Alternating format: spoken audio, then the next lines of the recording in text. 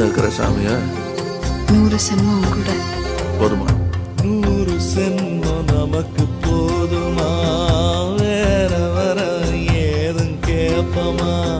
சகாவரம் கேப்போம் அந்த சாமிய